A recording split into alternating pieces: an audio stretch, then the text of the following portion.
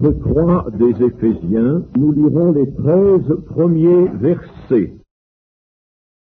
Dans ce paragraphe, Paul reprend le discours, un discours. Il va le reprendre sur légèrement différent, quoique utilisant ce qu'il a dit dans les 2 premiers chapitres, mais il va tout de suite à nouveau se nommer. Moi, Paul, pour dire prisonnier de Christ.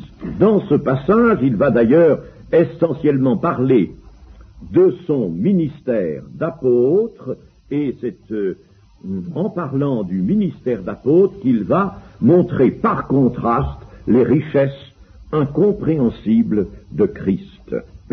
Je dis par contraste parce que vous voyez que dans ce passage, Paul veut se montrer dans toute sa faiblesse prisonnier de Christ. C'est un prisonnier qui envoie une lettre aux Éphésiens et à d'autres destinataires. C'est lui, prisonnier, lui qui semble être dans le revers, avoir subi des revers irréparables, des revers peut-être qui peuvent se traduire par la pensée que les bénédictions de Dieu lui sont refusées. Lui, prisonnier, ça, humainement, ça ne paraît pas glorieux, ça ne paraît pas être une attestation de sa puissance. Eh bien, il va parler de cela. Il va parler aussi de ce qu'il est le moindre de tous les saints, le plus petit, et par contraste, il va montrer que, cependant, Dieu lui a donné la révélation, une révélation extraordinaire dont il est lui-même étonné, une révélation du mystère de Christ. Donc, il va nous parler aussi du mystère de Christ. Il est prisonnier de Christ. Dans d'autres épîtres, il parlera de ses liens pour Christ, ou même des liens de l'Évangile, dans l'épître à Philémon. Les liens de l'Évangile. Ce qui veut dire qu'il se voit prisonnier, mais il est prisonnier parce que il a répandu l'Évangile. Et c'est bien cela qui a fait qu'on l'a arrêté, qu'on l'a battu même. C'est parce qu'il n'a pas consenti à cesser d'annoncer l'Évangile. Que fait la croix de Christ? Elle crucifie le péché et vivifie le pécheur. Et que fait la persécution du monde? J'allais presque dire la croix du monde, n'est-ce pas?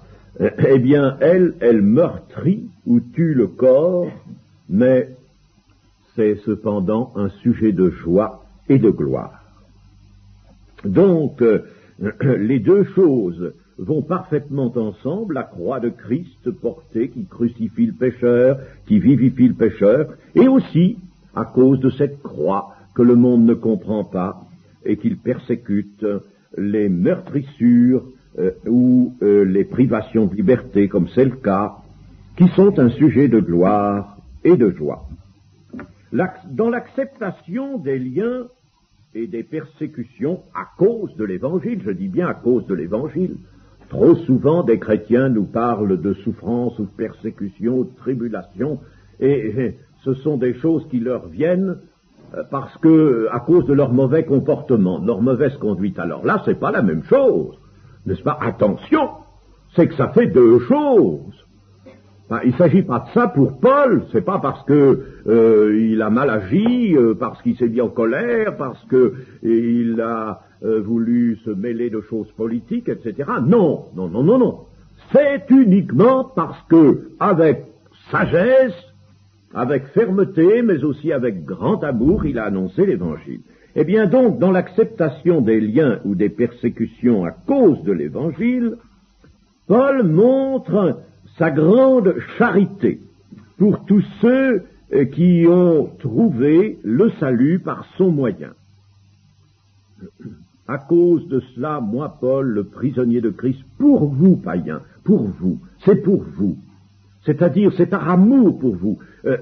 Le Seigneur, avec le don du Saint-Esprit, lui a donné cet amour, et cet amour le pousse, le presse d'annoncer l'Évangile, et par conséquent, cela montre qu'il y a en lui une très grande charité. Et la charité, c'est cela, c'est d'annoncer l'Évangile. La charité, ce n'est pas, vous savez, de s'occuper d'un tas de choses matérielles. La grande charité pour ceux qui ont une vocation, pas très précise, c'est de travailler dans le sens de cette vocation. En dehors de cela, ils ne sont pas charitables, ou ils seraient charitables selon une conception humaine. La véritable charité, qui veut dire amour du Seigneur, c'est de poursuivre la vocation, c'est de donner aux autres le fruit du don que l'on a reçu de Dieu. Comme dit Pierre, n'est-ce pas? Donner aux autres le don, réserver aux autres le don qu'on a reçu de Dieu. C'est ça, la charité que nous demande le Seigneur. C'est celle-là.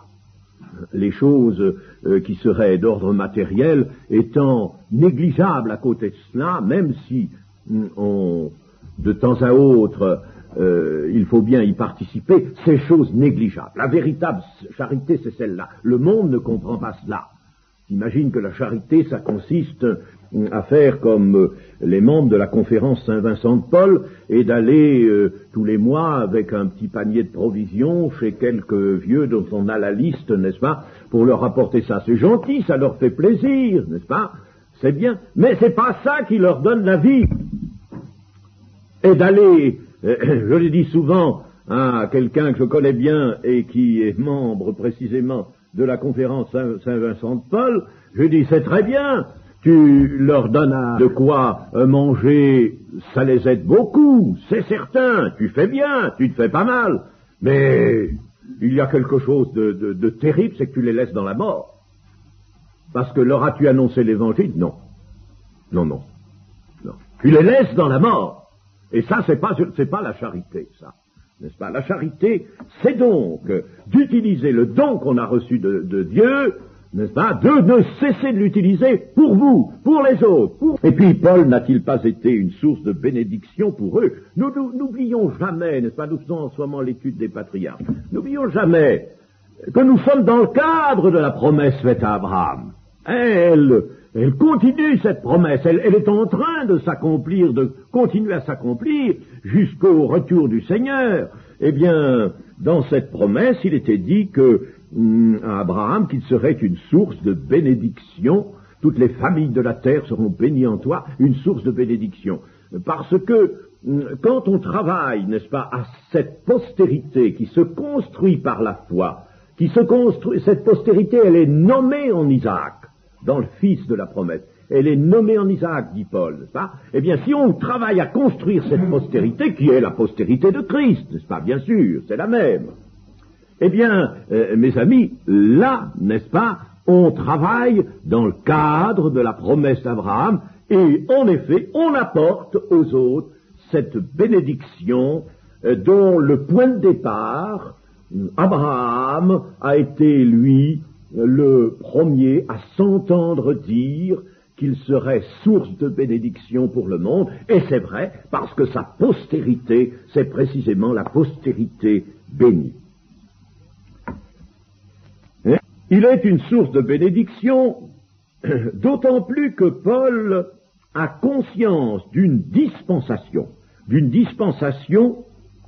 qu'il a reçue par le moyen d'une révélation. Il ne vient pas les mains vides, il vient justement, et sa charité consiste en cela, nous venons de le dire, il vient vers les païens avec dans les mains, je dis dans les mains, c'est une image, avec dans le cœur, si vous voulez, n'est-ce pas, mais aussi dans tout ce qui anime son être, il vient avec une dispensation, c'est-à-dire quelque chose à répandre. Une dispensation, c'est une chose à répandre. Alors, il vient avec une chose à répandre, et cette dispensation, il l'a connue, il l'a eue, non pas des hommes, mais directement du Seigneur, par le moyen d'une révélation. D'une manière générale, disons ceci, c'est que les auxiliaires de Dieu sont ceux qui sont oints. aucun n'est auxiliaire s'il n'est oint du Saint-Esprit.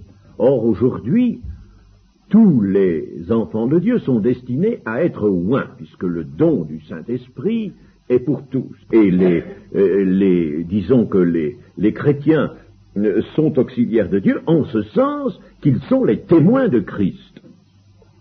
Eh bien, les auxiliaires de Dieu sont donc des oints du Saint-Esprit et ils reçoivent de Dieu par Christ des choses à répandre.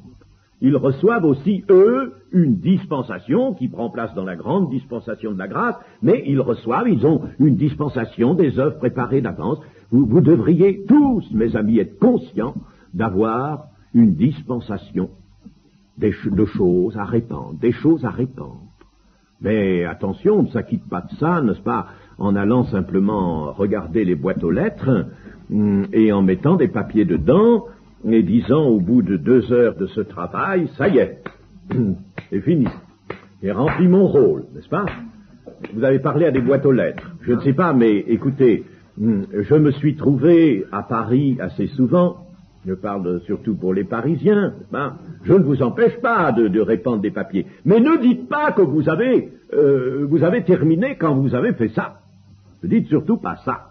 Ne pensez pas que cela a épuisé, loin de là, le témoignage que Dieu attend de vous. D'ailleurs, ce n'est pas ça le témoignage. Ça peut être quelque chose qu'on vous demande, bon, vous le faites, c'est bien. Je ne vous dis pas le contraire.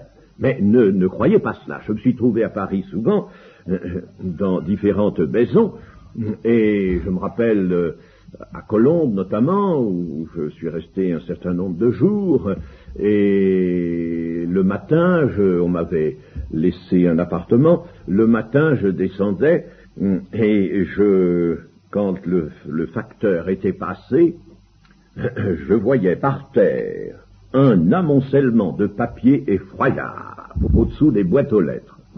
Tous les prospectus et les machins qui étaient là-dedans, ils étaient par terre. Il fallait les remuer avec le pied. Un jour, en remuant comme ça avec le pied, j'ai trouvé des choses chrétiennes. C'était là-dedans aussi. Après, le concierge venait avec un grand balai et un seau, il mettait tout ça là-dedans, et ça allait à la poubelle. Alors, n'est-ce pas, attention, il y a des choses à répandre, il y a des choses à donner. Et ça, c'est des choses à donner en se dépensant soi. Même si vous vous êtes dépensé à répandre des prospectus ou des petits papiers dans les boîtes aux lettres, n'est-ce pas? Eh bien, sachez que vous n'avez pas encore commencé à ce moment-là ce qui s'appelle vraiment le témoignage pour Christ. Le témoignage pour Christ qui demandera que vous payiez de votre personne et que vous vous présentiez non pas devant des boîtes aux lettres fermées, mais que vous vous présentiez devant vos semblables, devant des personnes que le Seigneur, si vous le demandez, mettra sur votre voie, sur votre chemin.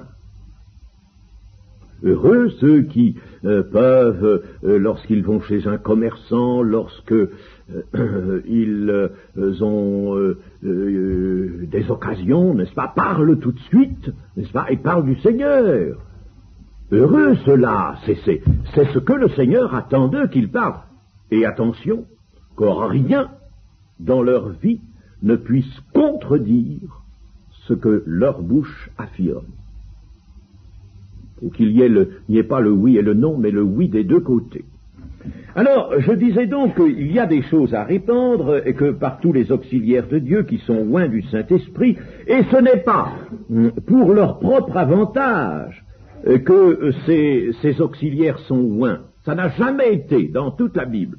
Ça n'a jamais été pour leur avantage. Au contraire, ils vont en éprouver de la souffrance qu'ils accepteront avec joie. Ce n'est pas pour leur bonheur personnel qu'ils ont le baptême du Saint-Esprit, qu'ils sont oints. Ce n'est pas pour leur bonheur. Je ne dis pas que le Seigneur ne veut pas leur bonheur. Mais je dis que l'onction n'est pas... Le Seigneur n'a pas dit, vous recevrez une puissance, le Saint-Esprit survenant sur vous, et vous serez heureux. Non. Qu'est-ce qu'il a dit? Heureux serez-vous lorsqu'on vous persécutera. Ah, là, il a dit heureux serez-vous, n'est-ce pas? Mais quand il a dit une puissance viendra sur vous, le Saint-Esprit survenant sur vous, n'est-ce pas? Alors, il a dit vous serez mes témoins. Donc, ce n'est pas pour un bonheur personnel, mais c'est pour répandre quelque chose qui est une dispensation. La dispensation par le témoignage. Ce n'est pas pour son bonheur personnel que Moïse a été chargé par Dieu de conduire le peuple dans le désert. Vous savez, il s'en serait mieux trouvé de rester à garder les brebis de Jéthro, son beau-père, parce qu'elle lui obéissait bien mieux que le peuple d'Israël. Hein? Oh, mais oui, elles obéissaient très bien, les brebis, avec son simple bâton. Hein? Et quand il a été amené à utiliser ce bâton pour conduire le peuple de Dieu, eh ben, ça a été une autre affaire, et il a eu du mal. Il a eu beaucoup de mal. Mais c'était pas pour son bonheur. À un certain moment, il ira devant Dieu, il dira, Seigneur, un peu plus, ils vont me lapider. Ça y est, ils me lapideront. N'est-ce pas? Il s'en faut de peu qu'ils ne me lapident. Voilà, c'était pas pour son bonheur. Ce n'était pas pour son bonheur personnel que Josué a dirigé le peuple dans la conquête de Canaan et s'étant fait par la volonté de Dieu le capitaine d'Israël. Ce n'était pas pour son bonheur. Lui aussi, il a rencontré bien des souffrances. Ce n'était pas pour son bonheur que David a été oint comme roi. Voyez combien d'années il a été pourchassé, poursuivi par Saül. Ce n'était pas pour son bonheur, lui qui gardait les brebis de son père, eh bien, il a été obligé d'aller de caverne en caverne et même de s'expatrier, tant la mort le poursuivait partout. Ce n'était pas pour son bonheur personnel, il était en train d'être forgé pour être le roi selon le cœur de Dieu. Ce n'était pas pour son bonheur personnel que Jérémie fut qualifié de prophète de Dieu. Vous savez, lisez-le. À un certain moment, Jérémie dit « Ah, malheur au jour qui m'a vu naître ». C'est pas très beau. Mais qu'est-ce que vous voulez? N'est-ce pas? Ce prophète était vraiment persécuté, meurtri, on l'a jeté dans le fond d'une citerne, entre autres choses. Et vous savez que le Seigneur Jésus a rendu lui-même un témoignage aux prophètes en disant aux pharisiens « Vos pères ont tué les prophètes, ils ont tué les prophètes. » C'était pas pour leur bonheur. Et vous savez, quand nous lisons Hébreux 11, la deuxième partie d'Hébreux 11, n'est-ce pas, verset 37, ils furent lapidés, sciés, torturés, ils moururent tués par l'épée, ils allèrent çà et là, vêtus de peaux de brebis et de peaux de chèvre, dénués de tout, persécutés, maltraités, eux dont le monde n'était pas digne, errant dans les déserts et dans les montagnes, dans les cavernes et dans les antres de la terre, tous ceux-là, à la fois desquels il a été rendu témoignage, n'ont pas obtenu ce qui leur était promis. Ils n'ont pas eu de rémunération jusque-là. Ils n'ont pas obtenu. Dieu ayant en vue quelque chose de meilleur pour nous, afin qu'ils ne parvinssent pas sans nous à la perfection. Il faut qu'ils nous attendent. Et ils sont encore en train de nous attendre. Parce que le jour de la résurrection n'est pas encore venu, n'est-ce pas? Ils sont en train d'attendre encore. Et pourtant, voyez, ils furent lapidés, sciés, torturés, ils moururent, ils allèrent çà et là, dénués de tout. C'est pas pour leur bonheur, mais ils avaient des choses à répandre. Ils avaient des choses à faire, et ils les ont faites. Et chers amis, c'est ça, c'est la leçon que nous devons tirer. Nous ne pouvons pas lire des choses comme ça. Paul parle de lui-même, de sa vocation, de son ministère, soit. Et il n'est plus là, Paul, mais nous sommes là, et nous avons à tirer leçon de toutes ces choses. C'est pour nous que tout cela est dit. Le mystère révélé. C'est par révélation que j'ai eu connaissance du mystère sur lequel je viens d'écrire en peu de mots. En les lisant, vous pouvez vous représenter l'intelligence que j'ai eue du mystère de Christ.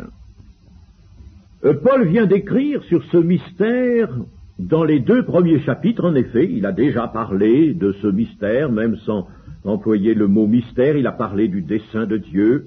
Il nous a montré, déjà découvert des choses magnifiques dans le plan de Dieu et choses incompréhensibles à l'esprit humain, c'est-à-dire, c'est là le sens du terme mystère, une chose incompréhensible à l'esprit humain, les richesses incompréhensibles de Christ.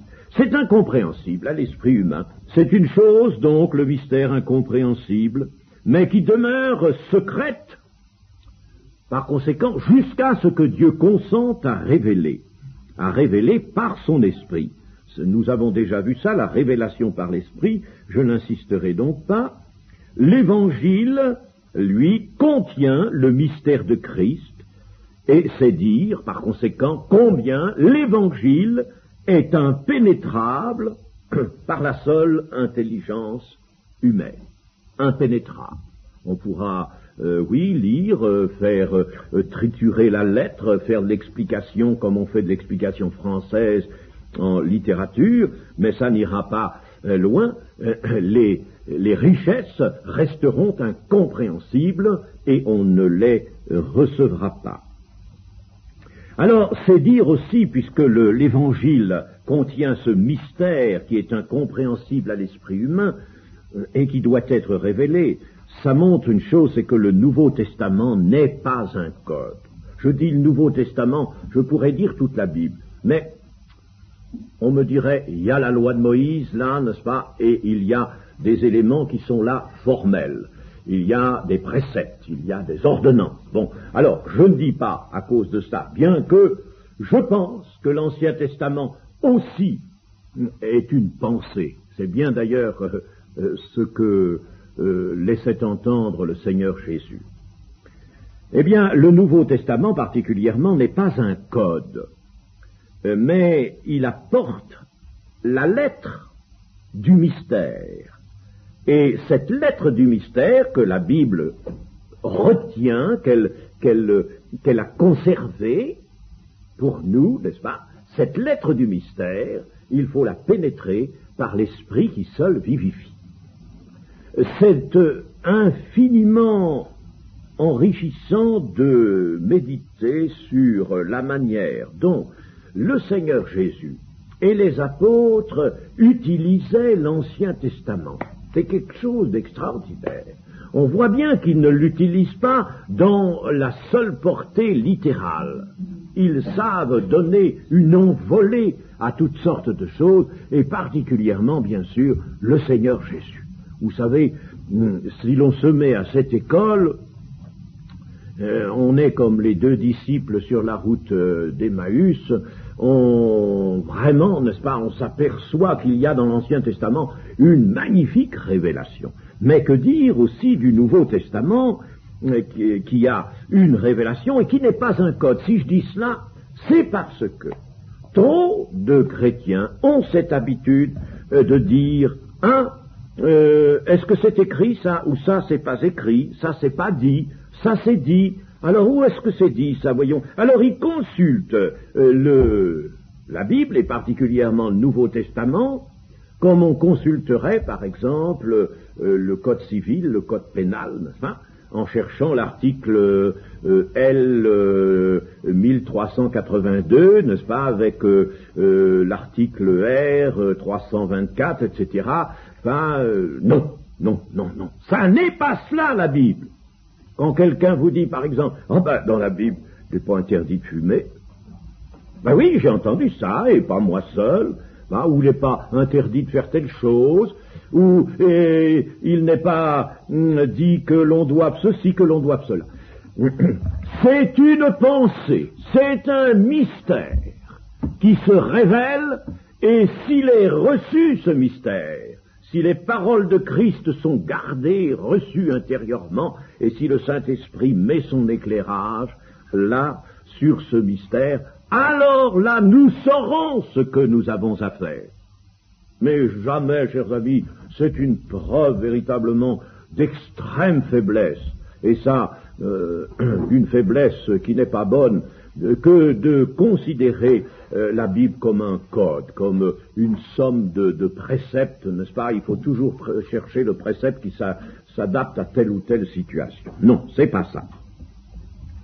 Paul vient donc d'écrire sur ce mystère, le mystère qui développe l'œuvre de Christ et la personne elle-même de Christ. Il faut en comprendre les aspects de ce mystère, qui sont bien exprimés en langage humain dans nos Bibles, n'est-ce pas? Mais il faut en comprendre spirituellement des aspects qui sont dénués d'apparence, c'est-à-dire vous ne les verrez pas, vous ne les saisirez pas, les aspects du mystère, si vous ne laissez le Saint-Esprit vous conduire dans la méditation.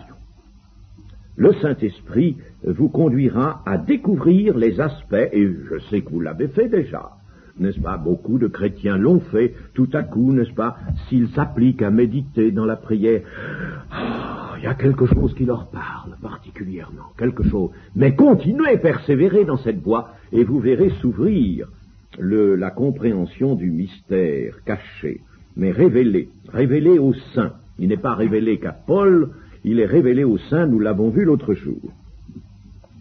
Donc il y a des aspects qui sont dénués d'apparence, même dans la lettre, qui sont cachés, et pour en comprendre l'infinie sagesse, pour en comprendre l'immense ressource d'amour, pour en comprendre toute la richesse, il faut le Saint-Esprit. Paul nous dit qu'il a reçu une intelligence de ce mystère de Christ.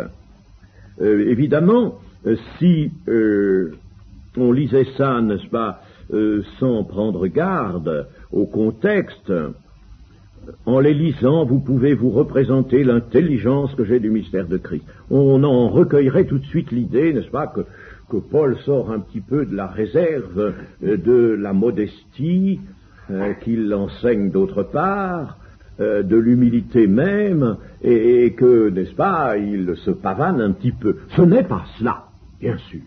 S'il le dit, c'est toujours dans cette idée de contraste que je vous ai donnée au commencement.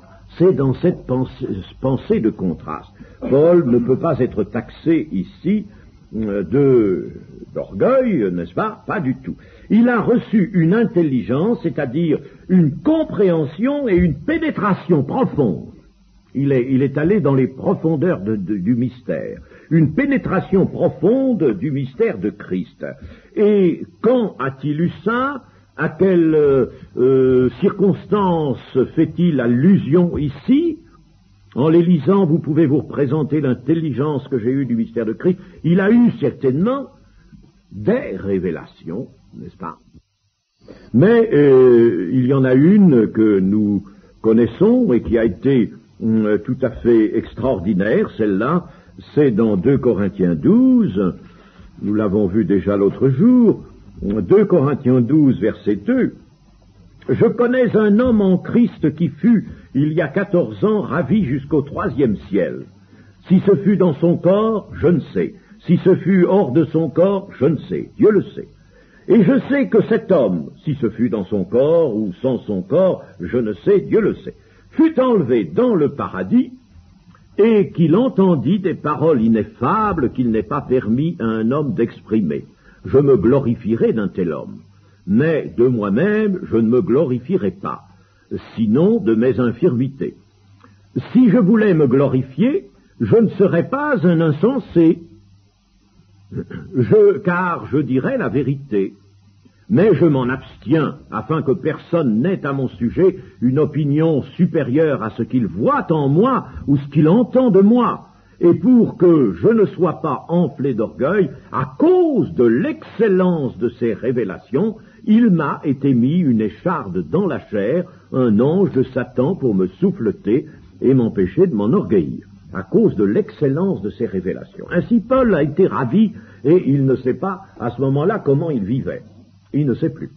Il a perdu complètement la notion, n'est-ce pas, de l'équilibre humain, de la personne humaine. Il ne sait pas si avec son corps, sans son corps. Ce qui veut nous dire, n'est-ce pas, que il était vraiment là. Il avait sa personnalité, il avait sa pensée, il avait son cœur, mais il ne sait pas comment. Hein. En tout cas, le voici enlevé, n'est-ce pas? Il fut enlevé jusque dans le paradis, et là, il entendit des paroles ineffables, qui n'est pas permis à un homme d'exprimer, mais ces paroles, il les a, lui, entendues, il ne peut pas les redire.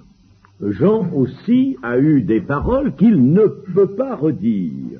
Alors, de les avoir vues en leur gloire ces révélations, ces réalités, n'est-ce pas? Il a vu des réalités. Les paroles, évidemment, ce ne sont pas des paroles détachées des réalités, mais les paroles concernaient les grandes réalités du mystère de Christ.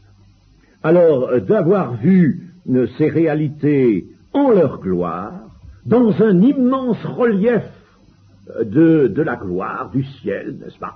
Il a vu ces réalités, mais plus alors au niveau de la terre. Il les a vues dans ce niveau supérieur au paradis, n'est-ce pas, là, hors du visible, en dehors du visible. Il était en dehors du visible. C'est pour ça, n'est-ce pas, il ne sait plus comment il vivait. Il était en dehors du visible, il était dans l'invisible. Là, vraiment, là, il était là.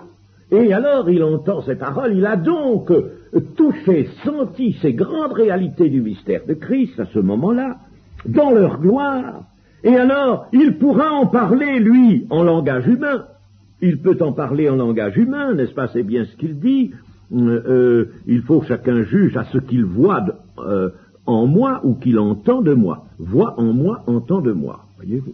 Bon, alors il a eu donc vu ces réalités, les grandes réalités du mystère de Christ. Le souvenir qu'il en conserve élève son cœur, élargit son cœur, lui permet déjà d'être autre qu'il n'aurait été, voit ce qu'on voit en moi, autre qu'il n'aurait été, et de son cœur peuvent alors partir des enseignements d'une profondeur qu'il n'aurait jamais pu ouvrir, livrer, s'il n'y avait eu cette révélation, cette extraordinaire révélation.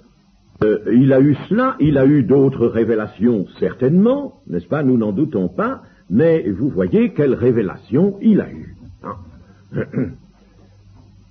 Si l'on en croit certaines relations qui ont été figurées dans le journal Catacombe et dans d'autres journaux aussi, venant de Suisse notamment, il y a un certain Russe qui est mort persécuté il n'y a pas longtemps, c'était un jeune soldat.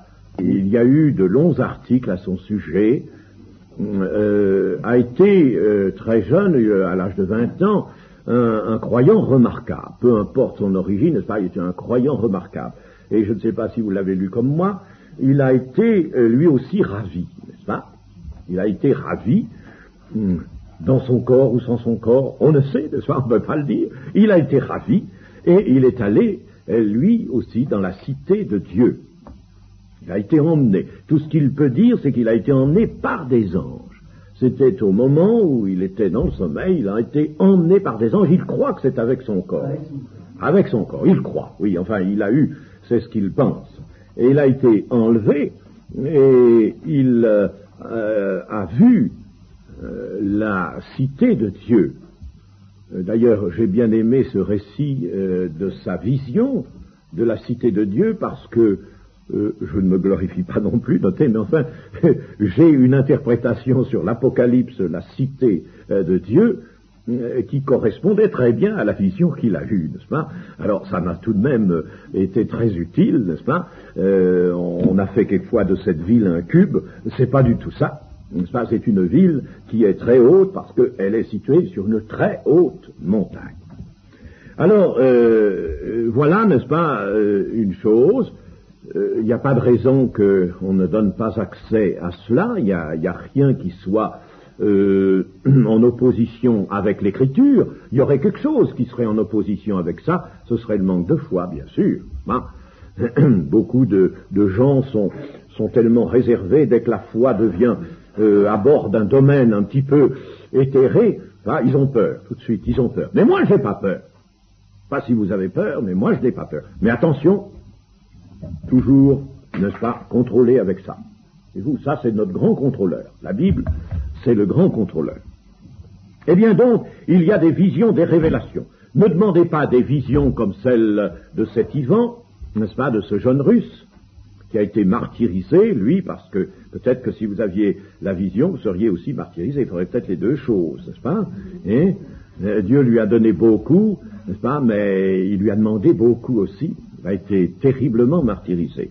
Il n'est pas dit que nous aurons toujours des visions, que nous aurons tous des visions. Mais des révélations, oui. Il nous faut des révélations. Et vous voyez que les révélations ont un champ excessivement vaste. Il vous faut des révélations. Nous avons vu que l'apôtre priait pour qu'il y ait dans l'Église un esprit de révélation. Dans le temps de Paul, tous les chrétiens judaïsants, les judéo-chrétiens, comme on les appelle quelquefois, les chrétiens qui sortaient du judaïsme et qui avaient reconnu le Seigneur Jésus comme le Messie, bien sûr, ils étaient entrés dans l'Église, ils avaient même formé les églises. Avant qu'il y ait des païens, ils avaient formé beaucoup d'églises, pas mal d'églises. Faut jamais oublier cela. Eh bien, ces judaïsants eurent le plus grand mal à recevoir et à comprendre l'Évangile. Et de leur part, il y eut toujours une grande résistance, qui a été un problème très grave dans l'Église primitive. Beaucoup de résistance. Pourquoi ? Parce qu'ils étaient toujours, ils avaient cette manie, ce penchant d'être attachés à la lettre, terriblement à la lettre.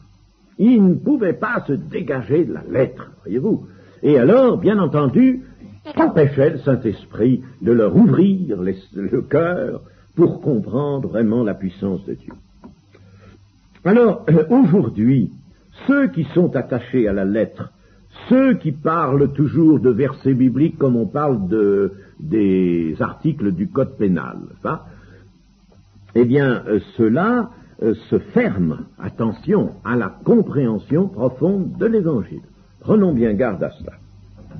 Ce mystère, c'est que les païens sont cohéritiers, forment un même corps et participent à la même promesse en Jésus-Christ par l'Évangile dont j'ai été fait ministre selon le don de la grâce de Dieu. Par le grand dessein de Dieu, par la puissance de rédemption, le corps de Christ englobe tous les hommes qui sont passés par la naissance d'eau et d'esprit. Voilà ce que veut nous dire ce verset 6, n'est-ce pas ? C'est que tous les païens sont cohéritiers, forment un même corps et participent à la même promesse en Jésus-Christ. Donc, c'est par le dessein de Dieu, selon le dessein dont Paul nous a parlé au chapitre 1er, par la puissance de rédemption, bien sûr, que le corps de Christ donne accès, il s'agrandit toujours, c'est l'édifice qui se construit de pierre, toujours, de pierre vivante. Le corps de Christ englobe tous les hommes, quels qu'ils soient, quel que soit leur pays, quelle que soit la couleur de leur peau, leur race, peu importe tout cela. Les Juifs, les Grecs, les hommes, les femmes, devant le Seigneur, ils sont un, n'est-ce pas ? Il n'y a pas plusieurs catégories. Il n'y a pas d'acception de personne. Alors, le corps de Christ englobe donc tous les hommes qui sont passés. Il faut qu'ils soient passés par la naissance d'eau et d'esprit. Ça, c'est essentiel, et rappelons-le nous toujours. Ils sont tous promis à l'héritage des saints. Le mystère de Christ est un mystère d'accomplissement, accomplissement par Jésus-Christ, et venu accomplir, un mystère de révélation, Christ glorifié révèle, un mystère de communication, le Saint-Esprit nous met en communication, nous apporte ce qui est à Christ et nous le donne. N'est-ce pas ? C'est donc un mystère qu'on peut dire mystère d'accomplissement par Christ, ça c'est le mystère de Christ, mystère de révélation, c'est toujours le mystère de Christ, hein, c'est lui qui est révélé, et dans le mystère, il est prévu une révélation. Jésus l'avait dit, je te loue, Père, de ce que tu as révélé ces choses aux enfants et non aux sages et aux intelligents. Une révélation et une communication par le Saint-Esprit, cela fait l'objet des enseignements derniers du Seigneur Jésus, le Saint-Esprit, je vous l'enverrai, le Paraclet, l'Esprit de vérité, je vous l'enverrai, il vous révélera, il vous apprendra toute la vérité, toute la connaissance de la vérité, exactement, littéralement. Et puis, il sera, non pas extérieurement, mais il sera en vous. Il y a donc là, n'est-ce pas, la constitution du corps par une communication du Saint-Esprit. On pourrait dire aussi que ce mystère de Christ comprend les choses suivantes, c'est une petite récapitulation, j'en ai déjà fait une l'autre jour, mais il est bon de faire souvent une petite récapitulation, et d'avoir bien dans l'esprit la récapitulation du mystère de Christ. Alors, je citerai 1, 2, 3, 4, 5 choses, n'est-ce pas? 5 choses dans le mystère de Christ. Premièrement, la rémission des péchés. C'est dans le mystère de Christ.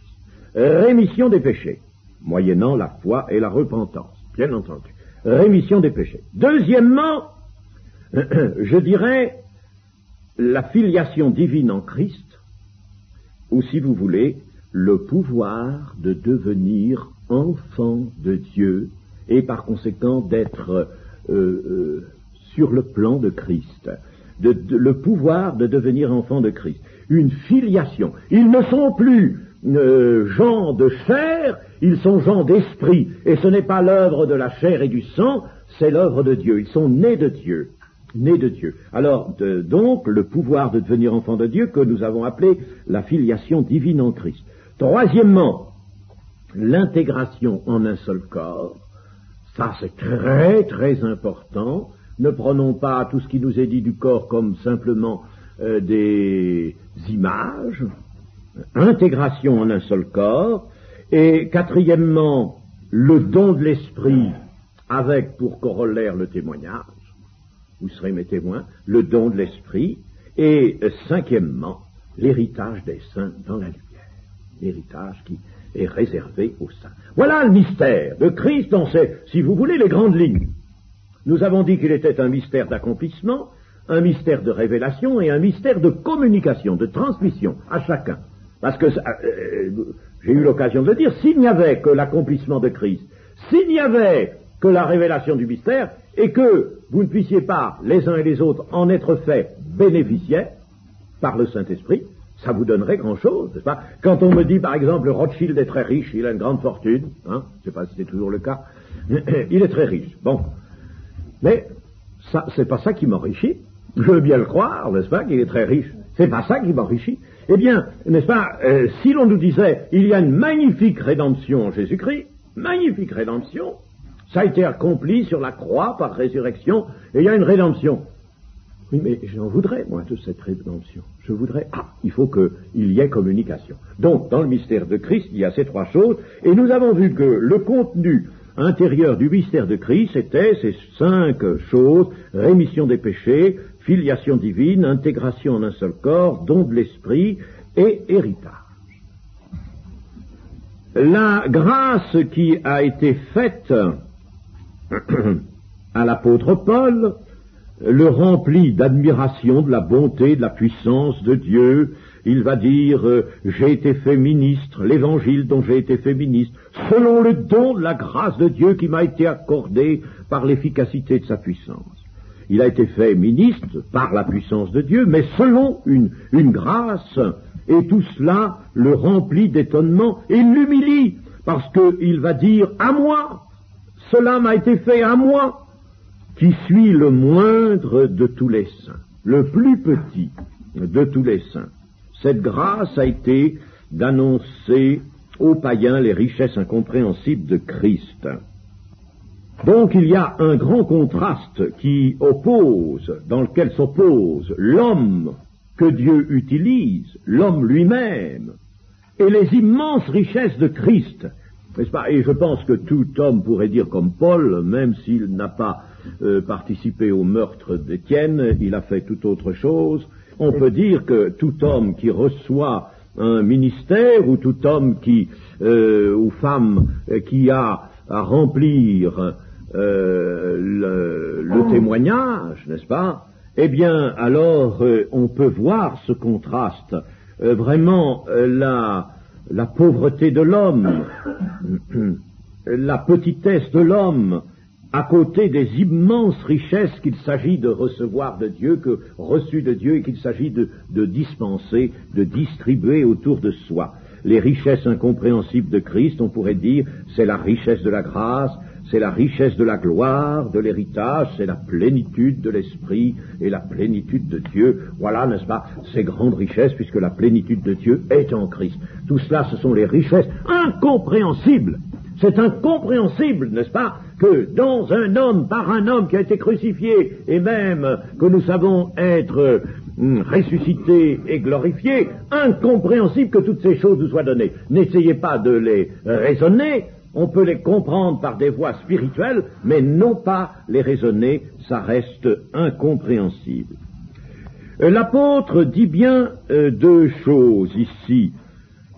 La grâce lui a été accordée d'annoncer aux païens les richesses incompréhensibles. D'annoncer aux païens, ça, c'est de proclamer aux païens, c'est suivant un mot grec qui est employé ici, le mot grec dont on a fait évangélisation, évangéliser, d'annoncer. Et puis, verset 9, de mettre en lumière quelle est la dispensation du mystère caché de tout temps, ça, c'est l'enseignement, enseigner. Il a donc fait deux choses, était chargé de faire deux choses, d'annoncer aux païens, c'est-à-dire de proclamer, comme le faisait le Seigneur Jésus, il proclamait la bonne nouvelle du royaume de Dieu et il enseignait. Pas toujours au même. Pas toujours au même, n'est-ce pas? Attention, il proclamait le royaume de Dieu, ça correspond à ce que nous appelons l'évangélisation, à condition que nous fassions de la bonne évangélisation. Alors, évangélisation et enseignement. Ce sont deux choses importantes. Nous avons eu l'occasion l'année dernière d'étudier cela et de voir que c'étaient les deux conduits par lesquels coulait l'huile d'or qui alimente les chandeliers. Paul était apôtre et il a donc accès à ce double ministère. Seul l'apôtre a cela. L'apôtre a accès à un double ministère, mais ne croyons pas que c'est le fait de tous. Les autres ministères ne sont pas polyvalents.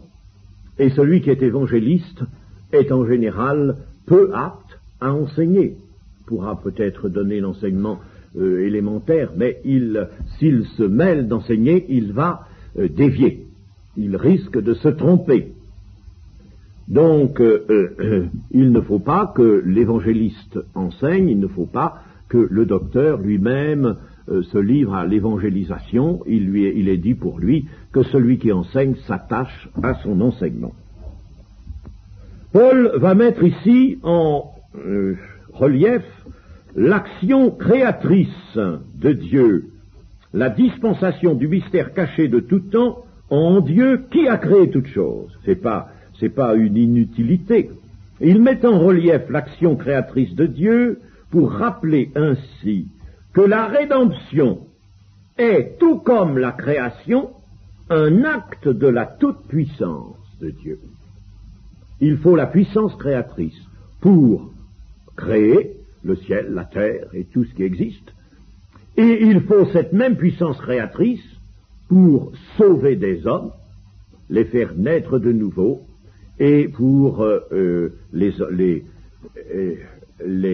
entrer, les intégrer dans le corps de Christ. Deux choses, par conséquent, à faire, parce que Paul était apôtre. L'action créatrice de Dieu s'emploie à cela. Dans le verset 10, afin que les dominations et les autorités dans les lieux célestes connaissent aujourd'hui par l'Église la sagesse infiniment variée de Dieu. J'en ai déjà parlé, il s'agit des êtres célestes qui doivent connaître, c'est-à-dire qui doivent obtenir une forte notion intérieure, comme s'ils participaient au salut, une notion intérieure de la sagesse de Dieu qu'ils ne connaissaient pas dans toute son étendue, dans toutes ses possibilités. Parce qu'il n'y avait pas dans le ciel de champ d'expérience. Voyez-vous, il n'y avait pas de champ d'expérience dans le ciel. Alors, les anges ne savaient pas quelle était toute l'étendue possible de la sagesse de Dieu, c'est-à-dire des œuvres extraordinaires que Dieu peut faire pour ramener à lui, pour sauver, pour exercer sa miséricorde, pour satisfaire sa justice. Ils ne savaient pas, il n'y avait pas de champ d'expérience. Ils ne savaient pas. Eh bien, de même qu'il ne savait pas ce qu'était le mal avant que Satan ne le fit, n'est-ce pas, ne l'inventa, il ne savait pas. Ces choses-là, il ne les savait pas. Tout être céleste qu'ils sont. Alors là, Dieu leur dit, eh bien maintenant le ciel est ouvert. Vous allez regarder en bas, et vous allez voir ce qui se fait en bas parmi les hommes. Ils regardent, ils voient, ils comprennent les ravages du mal. Ils savent que le gouvernement de Satan est une chose qui conduit à la mort, que c'est un usurpateur, et vraiment, ils tremblent. La miséricorde de Dieu qui a en eux une pleine assise s'émeut profondément de voir des hommes dans un tel état, n'est-ce pas? Mais il voit aussi venir la sagesse de Dieu, le dessein de Dieu qui agit là parmi les hommes et qui les ramène à la justice à travers Christ. Il voit ces choses. Il voit l'Église, où des hommes qui étaient profondément marqués par le péché sont capables cependant d'apparaître déjà comme des saints. Il voit ces choses à sagesse infiniment variée dans un champ d'expérience qu'il n'avait jamais connu. Alors, Dieu veut qu'ils connaissent par l'Église, dans ce champ d'expérience, les ressources de sa sagesse, afin qu'eux aussi soient affermis pour plus tard. Ils seront affermis. Et ils auront en somme une connaissance, le mot connaissance est très fort, c'est-à-dire une notion intérieure, comme si eux, ils ne participent pas au salut, bien entendu. D'ailleurs, les êtres célestes qui sont avec Dieu sont des êtres purs, ils n'ont pas besoin de salut. Bon, mais quant aux démons, ils n'en ont pas de salut. Ah, mais ils ne participent pas au salut, mais c'est comme s'ils y participaient tellement ils pénètrent. Ils peuvent pénétrer avec l'intelligence qu'ils ont, ils peuvent pénétrer, n'est-ce pas, la sagesse infiniment variée de Dieu, la voir à l'heure.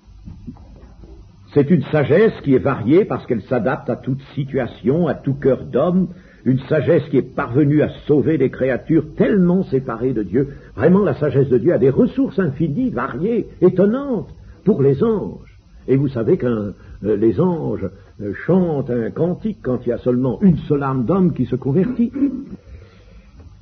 Et puis, le dessein éternel est rappelé dans le verset 11, je n'insisterai pas.